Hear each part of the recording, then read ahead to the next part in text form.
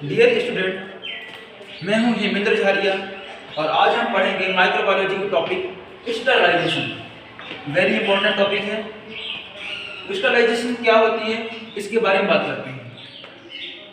Microorganism contamination और infection करने के लिए जिम्मेदार होती हैं।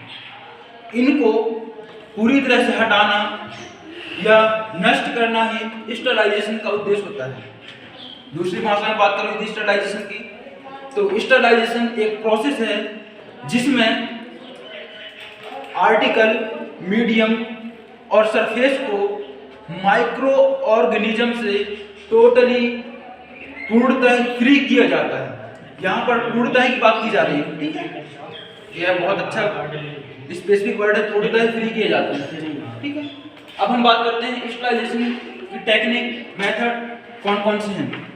स्टरलाइजेशन के लिए हम दो मेथड यूज करते हैं, फिजिकल मेथड और केमिकल मेथड। आज हम सिर्फ बात करेंगे फिजिकल मेथड पर, केमिकल मेथड पर नेक्स्ट वीडियो आएगी, ठीक है। अब फिजिकल मेथड में स्पेसिफिक होते हैं सनलाइट, हीट, फिल्ट्रेशन और रेडिएशन। आप याद रखिएगा, सनलाइट, हीट, फिल्ट्रेशन और रेडिएशन। अब हम शुरुआत करें सनलाइट से। सनलाइट एक नेचुरल हीट स्टरलाइजेशन टेक्निक है जिसमें वाटर टैंक, नदियाँ और तालाब स्टरलाइज हो जाते हैं। सनलाइट में यूवी रेज पाई जाती हैं और उसका टेम्परेचर जो ऑर्गेनिज्म के अंदर का वाटर को एब्जॉर्ब कर लेती है, सुखा देती हैं और ऑर्गेनिज्म के अंदर का जो बायोकेमिकल रिएक्शन नहीं हो पाता और डेथ हो जाती है, किल हो जाती है। तो हम यह कह सकते हैं कि सनलाइट में जर्मिसाइडल इफेक्ट होता है। नेक्स्ट हम बात करते हैं हीट की। तो हीट नेचर के अकॉर्डिंग हम दो तरह से अप्लाई करते हैं। ड्राई हीट, इसमें वाटर मॉलिक्यूल या मॉइस्चर बिल्कुल नहीं होता, ठीक है, जैसे का नाम से पता है ड्राई, शुष्क। और मॉइस्ट हीट में वाटर मॉलिक्यूल होते हैं।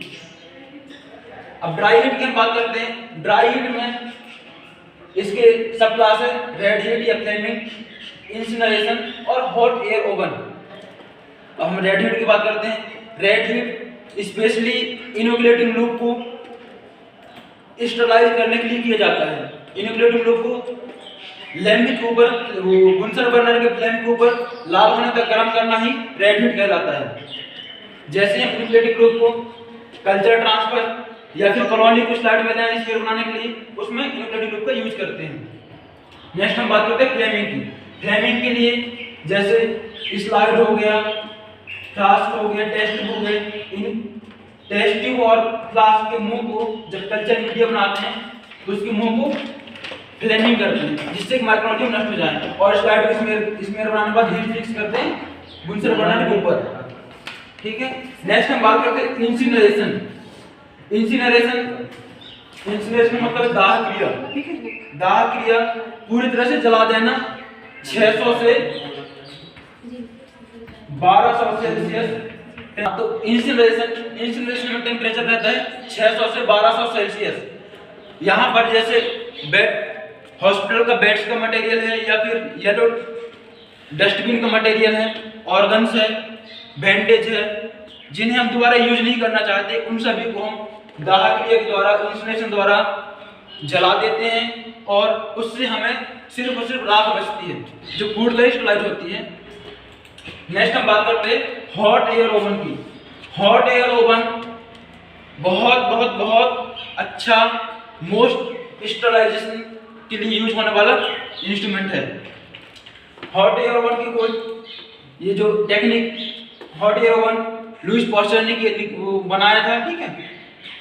इसमें थोड़ा सा सरफेस स्ट्रक्चर की बात करें तो हॉट एयर ओवन में डबल लेयर होती है। इसके ऊपर की तरफ एक थर्मामीटर लगा होता है जो टेम्परेचर बताता है हमें, और इसमें परफोरेटेड ट्रे होते हैं।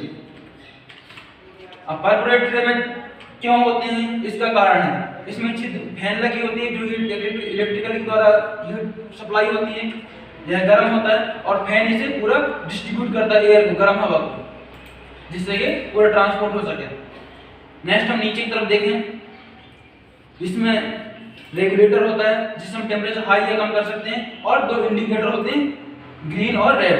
ठीक है, ये इलेक्ट्रिकल वायर होता है प्लस और माइनस की। नेक्स्ट हम बात करें, इस जो डबल लेयर होती है, इन डबल लेयर के बीच में एक थर्मोस्टेबल लेयर पाई जाती है जो हीट रेजिस्टेंस होती है, हीट को बाहर नहीं आने देती है।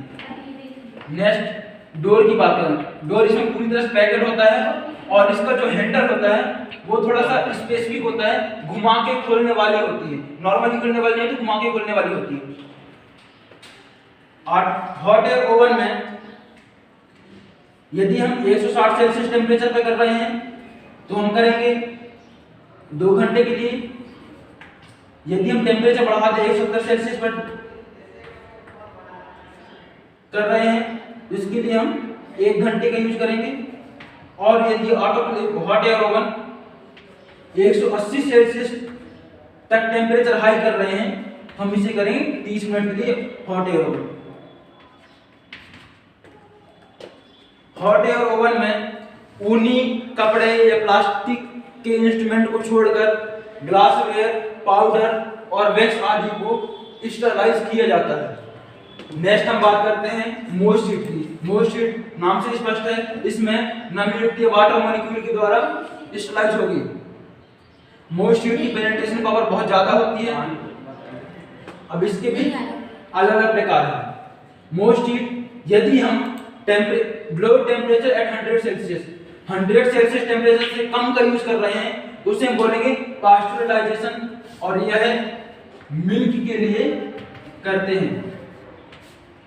पास्चुराइजेशन मिल्क के लिए करते हैं। इसमें क्या करते हैं कि मिल्क को हाई टेम्परेचर 60 से 62 सेल्सियस टेम्परेचर पर बॉईल करेंगे, फिर इंस्टेंटली ठंडा कर देंगे। नेक्स्ट हम बात करते हैं टेम्परेचर एट 100 सेल्सियस, इसमें हम करते हैं बॉइलिंग। बॉइलिंग नॉर्मल है, ठीक है, एक पात्र में लेकर बॉइलिंग करते, इसमें बस प्लास्टिक इंस्ट्रूमेंट, ऊनी कपड़े बॉइलिंग में स्टरलाइज हो जाते हैं। इसमें स्पोर वाले बैक्टीरिया नहीं मिलते, वेजिटेटिव फॉर्म किल हो जाते हैं। इसमें हम धारदार चीजों को जैसे नाइफ हो गया, उनको हम स्टरलाइज नहीं कर सकते, वो बुतरा जाते हैं, बुलंद हो जाते हैं। नेक्स्ट हम बात करते हैं temperature at above 100 Celsius. Temperature at above 100 Celsius, इसमें बहुत इंपॉर्टेंट इंस्ट्रूमेंट ऑटोक्लेव यूज होता है 100 सेल्सियस से अधिक टेम्परेचर में। अब ऑटोक्लेव के बारे में डिस्कस कर लेते हैं। ऑटोक्लेव स्टीम अंडर प्रेशर के सिद्धांत पर काम करती है।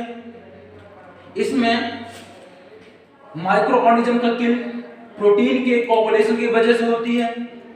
मोस्ट हीट का जो पेनिट्रेशन पावर होती है वह बहुत अधिक होती है। नेक्स्ट अब थोड़ा सा स्ट्रक्चर की बात करें, यह भी एक गन मेटल की बनी हुई स्ट्रक्चर होती है। इसके ऊपर का ढक्कन और नीचे का एक वर्टिकल पार्ट अलग होते हैं। यह भी इलेक्ट्रिकली सप्लाई के द्वारा ही गर्म होती है। इसमें एक स्टेज होता है, ठीक है, स्टेज के बाद ट्रे होता है, ट्रे में हम जो स्टरलाइज करनी होती है उसे हम रख देते हैं। नेक्स्ट इसमें स्क्रू क्लैंप्स के द्वारा कसे होते हैं, और ऑटोक्लेव में pressure gauge, safety valve, pressure gauge,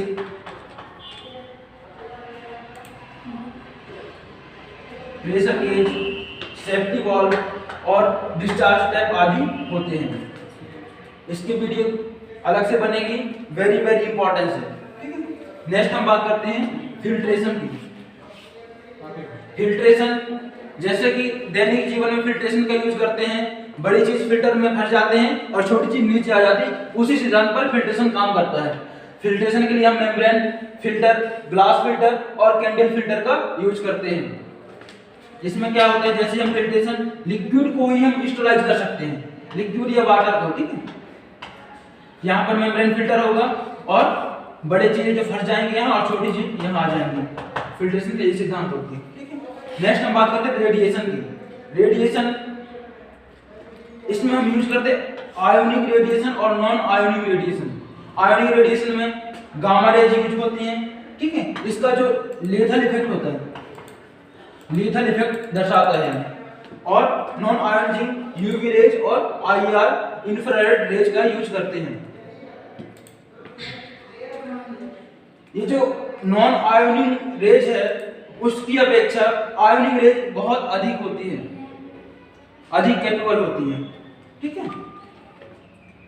अब हम बात करें यह इनका यूज, रेडिएशन का यूज, जैसे सिरेंज को स्टलाइज करनी है, कैनुला को स्टलाइज करनी है, और ये जो कैथेटर को स्टलाइज करने के लिए यूज करते हैं। तो आज के लिए वीडियो बस इतना ही है दोस्तों। नेक्स्ट वीडियो हम करेंगे केमिकल मेथड के ऊपर। ठीक है।